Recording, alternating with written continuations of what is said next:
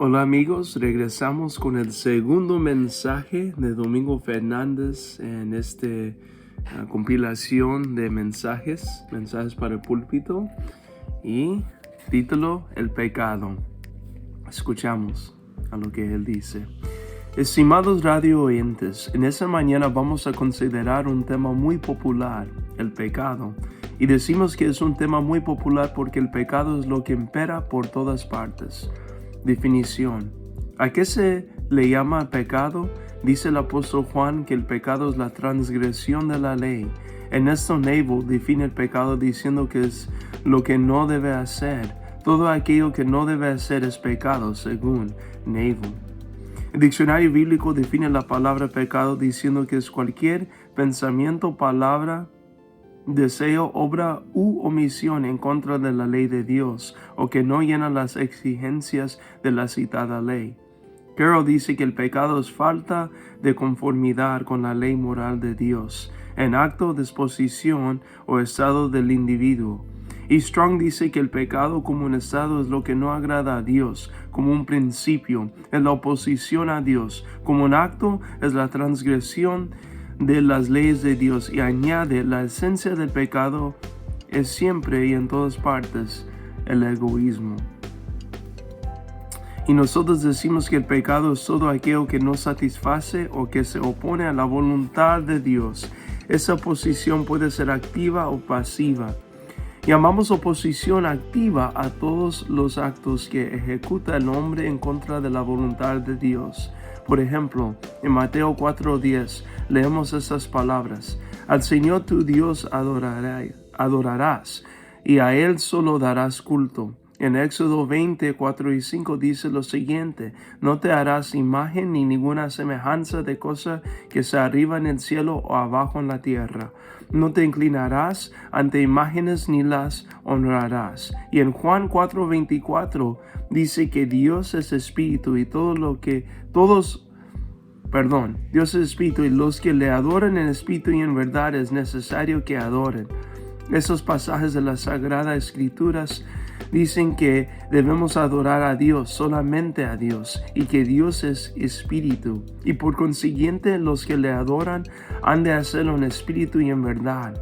Los pasajes que acabamos de citar nos enseñan que Dios prohíbe terminantemente el hacer imágenes o representaciones y el postrarse delante de ellas.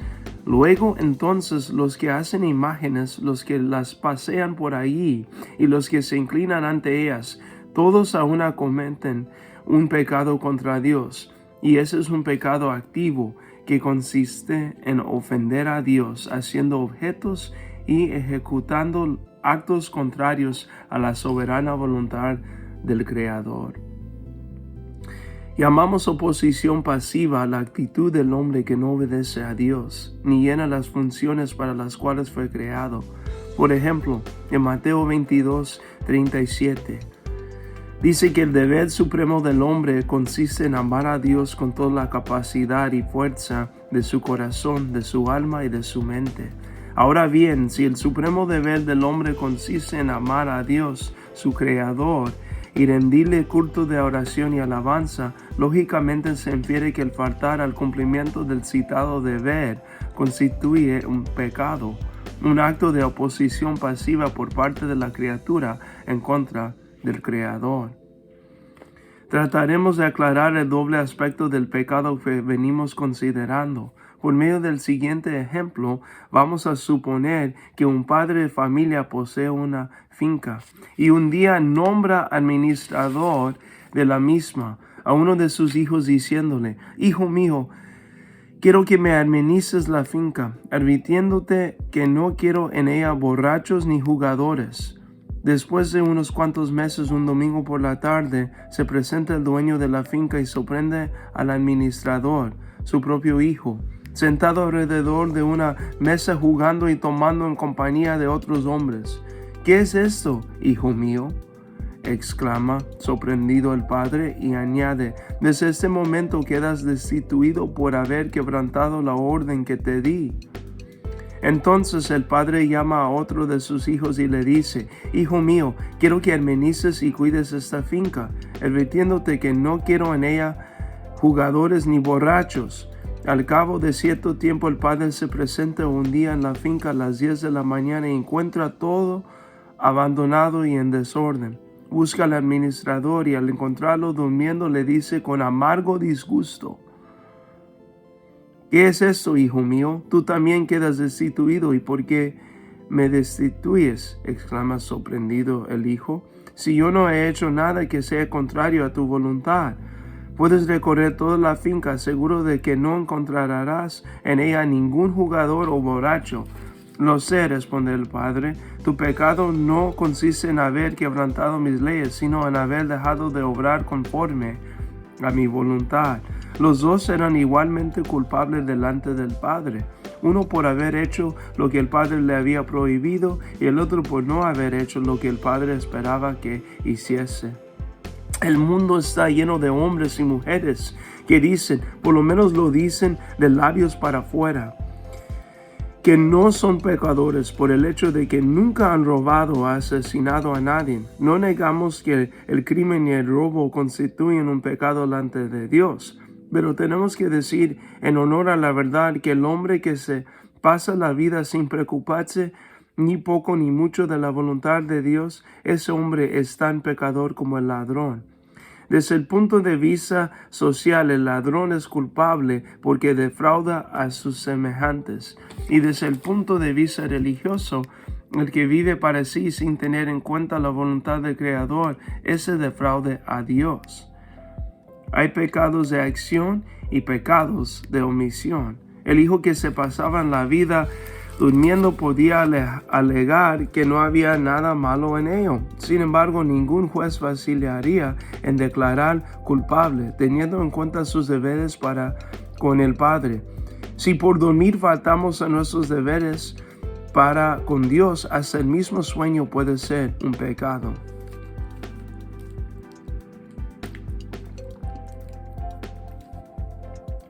Las Sagradas Escrituras nos hablan de pecados y de rebeliones. ¿Qué diferencia existe entre esos dos términos?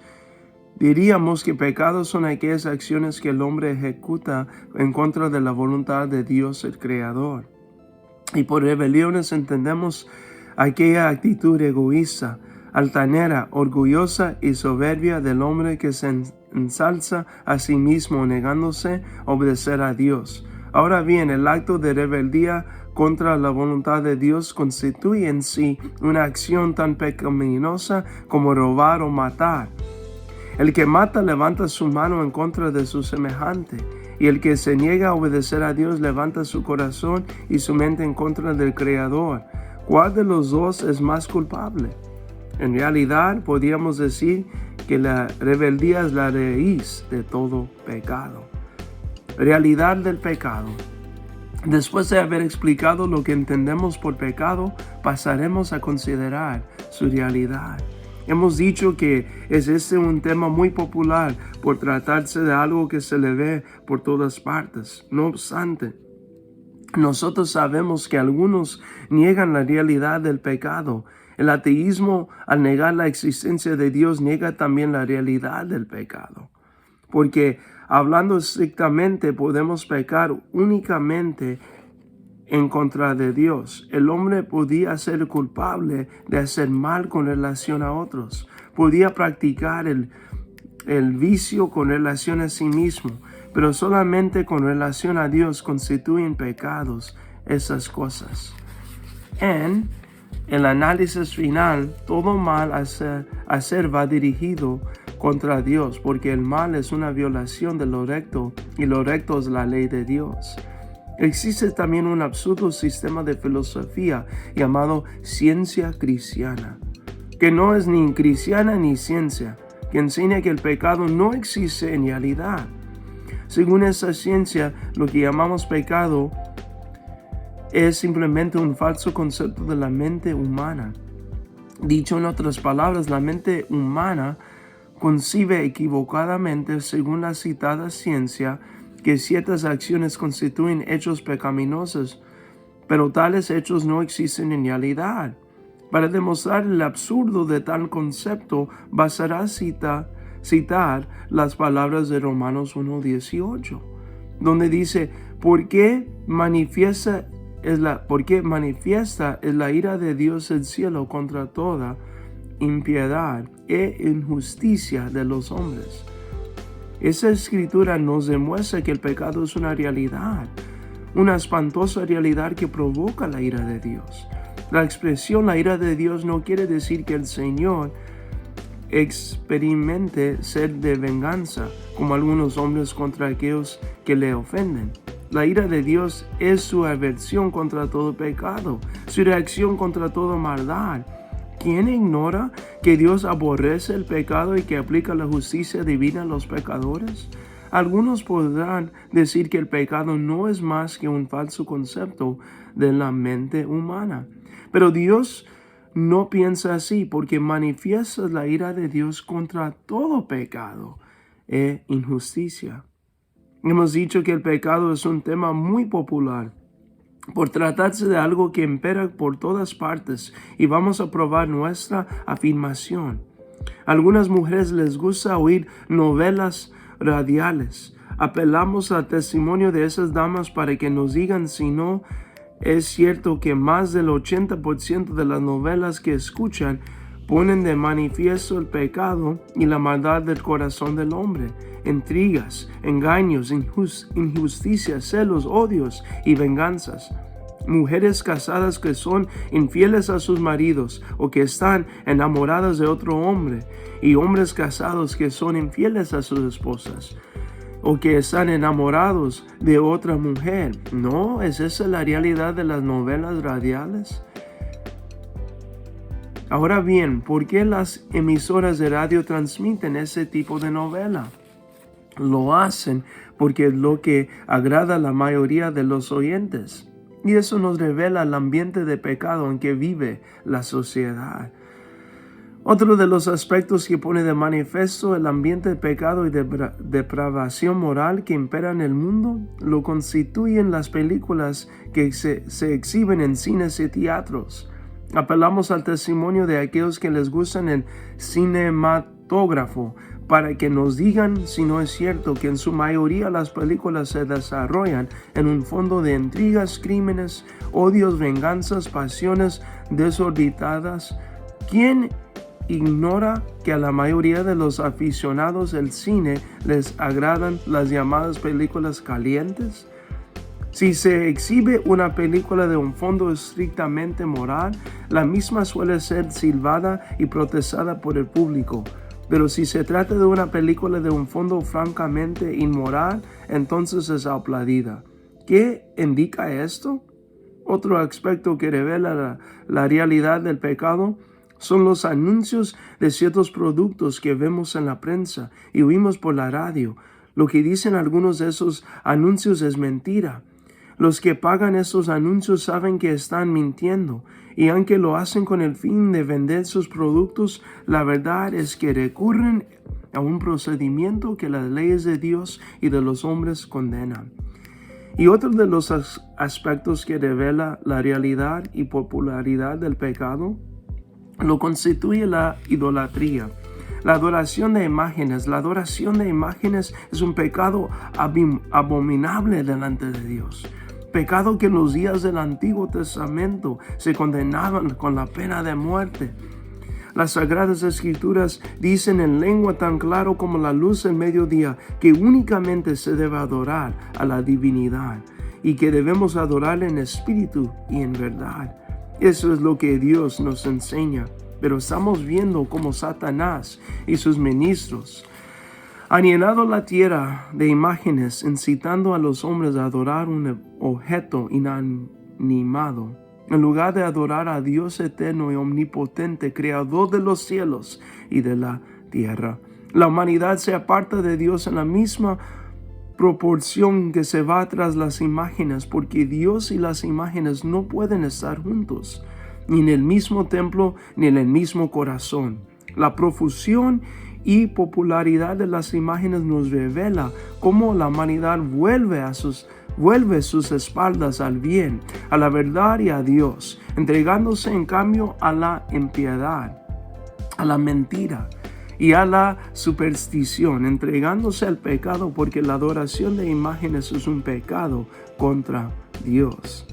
Y para seguir, el pecado se manifiesta por todas partes, en los antros del vicio y en los más elevados centros docentes, en la vanidad de la mujer y en el orgullo del hombre, en la soberbia de los de arriba y en el odio de los de abajo, en la avaricia de los grandes especuladores y en la codicia de algunos funcionarios públicos, en la irrespetuosidad de la juventud y en la venalidad de algunos jueces, en el engaño de los falsos profetas y en la hipocresía con que a veces se viste la llamada alta sociedad.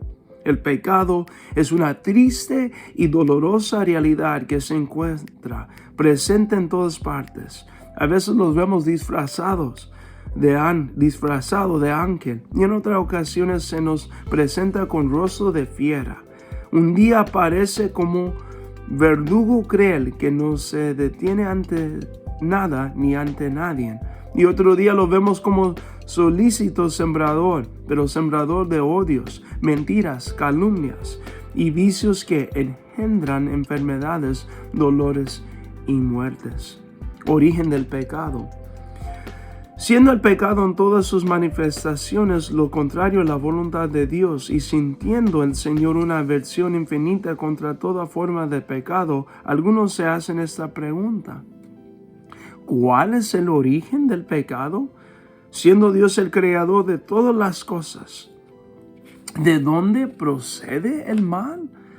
Hasta donde nosotros sabemos, el pecado tuvo su origen en la mente de un ser angélico creado por Dios, ser a quien hoy conocemos con el nombre de Satanás. Los ángeles fueron creados antes que el hombre, y aunque son todos de la misma naturaleza, las Escrituras indican que hay entre ellos distintas jerarquías. Pues bien, uno de los seres de más elevada jerarquía dentro de la creación angélica, cuyo nombre era Lucero o Lucifer, nombre que significa portador de luz, concibió la idea de rebelarse contra Dios el Creador.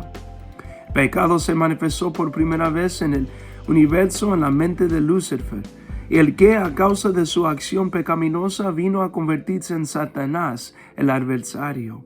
Pero aquí surge la siguiente cuestión: si el pecado no existía, como efectivamente no existía, ¿por qué Lucifer llegó a concebir el pensamiento de rebelarse contra Dios? Lo único que podemos contestar a esa pregunta es que tanto los ángeles como los hombres fueron creados seres libres con determinación propia, y la posibilidad de rebelarse contra el Creador formaba parte del principio de libertad con que Dios dotó a los seres racionales que trajo a la existencia.